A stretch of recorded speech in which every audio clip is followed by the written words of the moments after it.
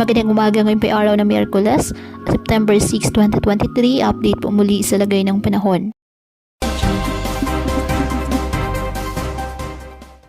Patuloy pa rin po na minomonitor ang bagyong Ineng.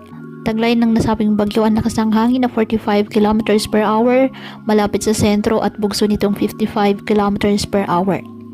Ang nasabing bagyo ay hindi naman inaasahang maglandfall o tatama sa anumang bahagi ng ating kalupaan at wala po itong direktang epekto sa lagay ng ating panahon. Ngunit ang trafo extension nito ay nagdadala po ng light to moderate rains dyan po sa ilang bahagi ng Luzon. Kasabay din po nito patuloy rin na hinahatak nito o pinapalakas ang southwest monsoon o habagat. Ngayong araw, ang Batanes, Abra, Apayao, Cagayan at Isabela apektado po ng trough ng bagyong si Ineng. Ang Pangasinan, Zambales at Bataan asahan ng monsoon rains dahil po sa habagat.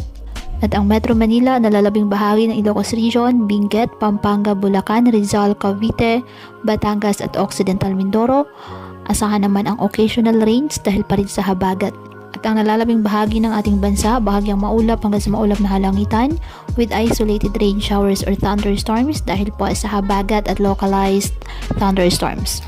Kaya pinapayuhan ng ating mga kababayan na may maingat at maging alerto po sa mga posibleng pagbaha at pag-uho ng lupa at ugaliin na magdala palagi ng payong o kahit anumang panangga sa ulan sa tuwing lalabas ng ating mga tahanan. At yan po muna ang update sa lagay ng panahon ngayong araw. Muli patuloy po tayo na mag-ingat at palaging tandaan, God loves you. Stay safe and God bless.